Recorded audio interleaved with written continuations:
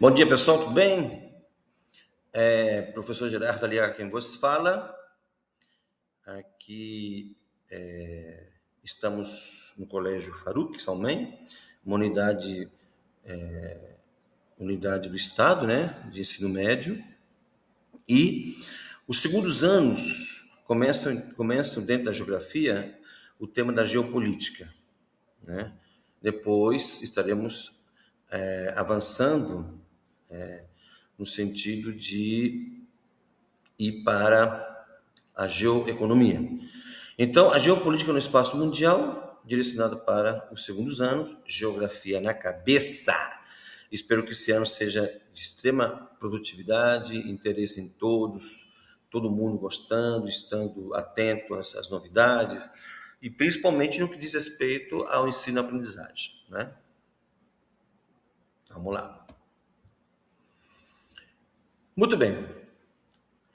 A geopolítica mundial, né? Primeiro, nós precisamos entender que a geografia ela tem uma discussão muito importante em relação à conformação dos países, mas não só em termos físicos, mas principalmente em termos de economia globalizada e da política estabelecida por essas nações, por todas as nações. O princípio norteador das nações é a paz, mas infelizmente nós sabemos que nem todos os territórios, nem todos os lugares acontece a paz. Mas compete às nações, através do princípio norteador da ONU, Organização das Nações Unidas, estabelecer a paz como um princípio fundamental. Como se estabelece a paz dentro de tantas diversidades econômicas, estilos de governos, e principalmente na diversidade étnica das populações que habitam em todas as regiões? É aí, então, onde entra a geopolítica, através dos espaços de estudos, e onde a geografia estará especialmente voltada para como se diz, a organização das fronteiras, que agora não são mais só físicas, as fronteiras agora, a ultrapassagem das fronteiras que agora são globalizadas, né? Então, quando se fala em mundo globalizado para a geopolítica, nós temos que entender que nós temos uma internet, as telecomunicações abrangendo todos os territórios, a informação televisiva em caráter mundial e ao vivo, as apresentações via satélite de grandes espetáculos, shows. Agora em 2026 vai ser a Copa do Mundo. Então, o mundo está globalizado, o mundo está todo integrado. Sim, professor, mas existem lugares que não tem nem televisão. Claro, nós ainda temos regiões do globo onde, infelizmente, ainda acontecem as grandes dificuldades de acesso à informação, como principalmente no Sudeste Asiático, né? Sudeste Asiático aqui, ó. E também no que diz respeito às diferentes regiões estabelecidas nos territórios mais afastados do centro geopolítico. Qual é o centro geopolítico? É a Europa, né? A Europa Central, principalmente, os Estados Unidos da América, né? A grande potência econômica do mundo, o Japão, no Extremo Oriente, né? Outra potência econômica, a China, como grande, como se diz, o grande que está fazendo frente aos Estados Unidos, outro gigante, né, que está fazendo frente aos Estados Unidos, e um país gigantesco como a Rússia, né? A Rússia é quase um continente. Então, existem territórios que estão afastados desse centro, desses três centros que eu acabei de falar, da política, da geopolítica, que são justamente os territórios mais afastados. O Sudeste Asiático, a América Latina, a América Central, né? Principalmente países da África, infelizmente, são regiões que ainda são atingidas pela pobreza, pela extrema pobreza, e que, de certa forma, estão um pouco afastados desses três grandes centros geopolíticos, né? Então, cabe à geopolítica estudar quem manda, por quê, onde, né? O estudo das relações de poder entre os estados, considerando o território, a economia, a população, os recursos naturais e principalmente as estratégias como se diz, as estratégias de intervenção dentro dos seus territórios. As estratégias de intervenção dentro dos territórios significa dizer que os países precisam acomodar suas pessoas, seus povos, seus territórios, suas regiões. Os países precisam eliminar a fome, né? As nações precisam erradicar a falta de água, principalmente água potável. E as nações precisam, de uma vez por todas, conservar os ambientes, né? Os ambientes produtivos. A extração de madeira precisa ser eliminada de uma vez por todas. Sim, professor, mas no lugar será feito o quê? É preciso encontrar a ecologia da produção, a ecologia dos ambientes, né?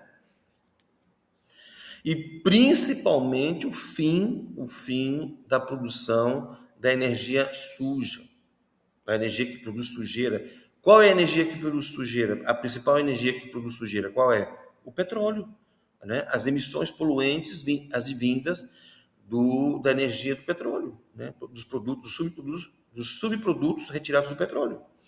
Então, esses são assuntos que nós vamos ter que discutir durante o ano de 2026, no segundo ano do ensino médio, relacionados à geopolítica.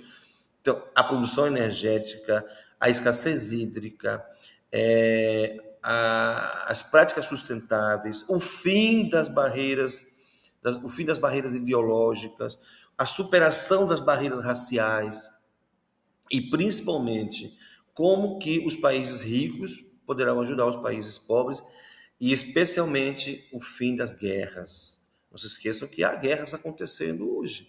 A Rússia e a Ucrânia, por exemplo, né? Acabamos de ver os Estados Unidos intervindo decisivamente na dinâmica social da Venezuela. É um país que tem tem essa tradição de intervenções. Os Estados Unidos intervêm nos demais países. E nós sabemos que a ONU precisa ser acionada. O Brasil tem assento assegurado na ONU e o Brasil tem destaque dentro da ONU. Então, o Brasil está dentro dos 10 países maiores do mundo, maiores no sentido não só econômico, mas também do tamanho territorial e principalmente da sua sociedade.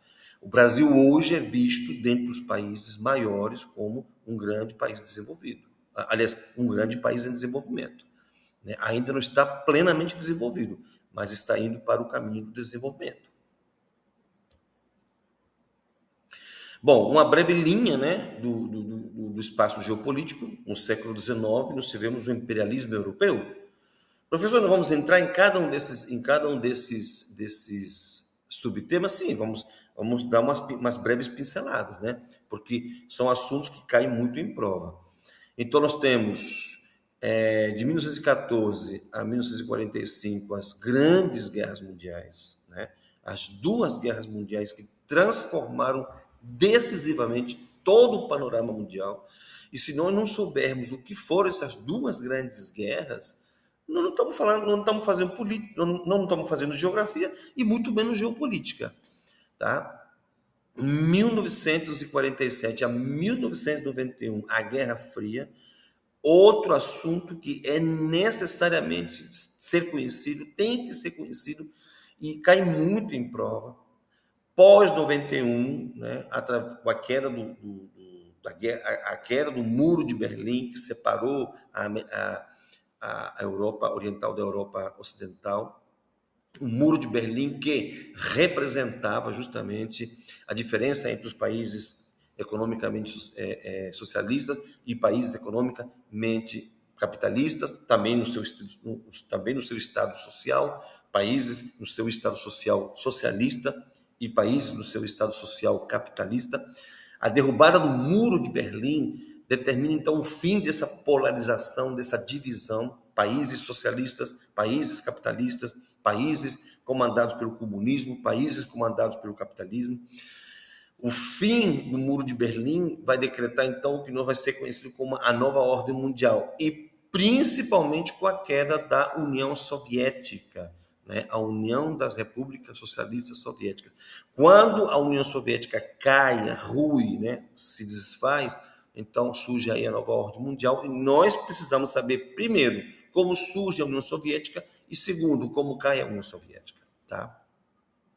O século XXI, esse que nós estamos vivendo, que é o século da multipolaridade, das disputas híbridas entre países altamente desenvolvidos, países pouco desenvolvidos, países altamente tecnológicos, países pouco tecnológicos, a disputa pela energia hídrica mais viável, a disputa pela energia,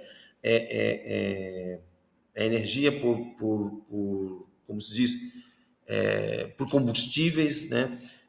Por isso que é híbrido, né? Você vai encontrar ou uma face ou outra, né? Então, hoje nós estamos vivendo isso.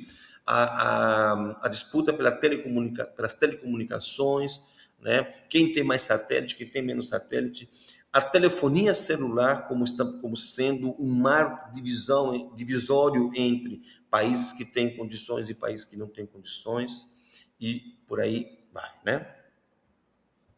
Bom, as bases clássicas da geopolítica, também vamos ter que dar uma pincelada nisso, também cai muito em prova. A escola alemã de Hetzel, que trata sobre a ideia de espaço vital. A escola inglesa ou anglo-saxônica com McIntyre, né? Também vamos ter que estudar muito, principalmente a teoria de Herdland. E, claro, as escolas norte-americanas com Speakman, né? O controle das bordas, né? Isso também está muito em voga e cai muito em prova, né? Então, aqui você tem Hetzel, aqui você tem Mackinder e aqui você tem o Speakman. Muito bem, a geopolítica na Guerra Fria. Aí já vamos começar, então, o primeiro tema, um dos grandes temas da geopolítica, né? A Guerra Fria, a palavra Guerra Fria significa, a expressão Guerra Fria dá o sentido de que, graças a Deus, não houve disparos, né? Não houve não aconteceu uma guerra no sentido físico. Essa guerra foi ideológica entre de um lado os Estados Unidos, do outro a União Soviética. Então, os espaços centrais, Estados Unidos, União Soviética, a Europa dividida, a América Latina, o Sudeste Asiático, quase que todo ele implodindo. As características, o mundo bipolar, a corrida armamentistas e as disputas indiretas. Então, esse vai ser um dos grandes assuntos que nós vamos tratar nos primeiros episódios, né, das nossas aulas. E, para terminar já da primeira parte da nossa discussão, a geopolítica e os recursos naturais, né? Também assunto bastante relevante, né? Aquilo que eu acabei de conversar com vocês, os recursos estratégicos, o petróleo, o gás natural, a água e as terras raras, né?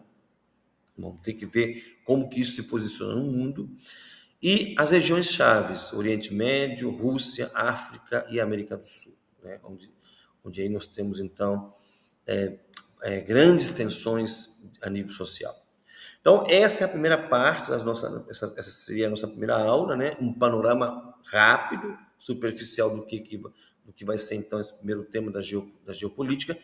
No segundo semestre, a geoeconomia. Então, no primeiro semestre, quer dizer, primeiro e segundo bimestre, geopolítica, terceiro e quarto bimestre, geoeconomia. Beleza? Professor Gerardo, quem vos fala, estou muito agradecido pela atenção. Deem um like, né? Para poder manter o canal vivo. E se inscreva se você assim o preferir. Muito obrigado, até a próxima.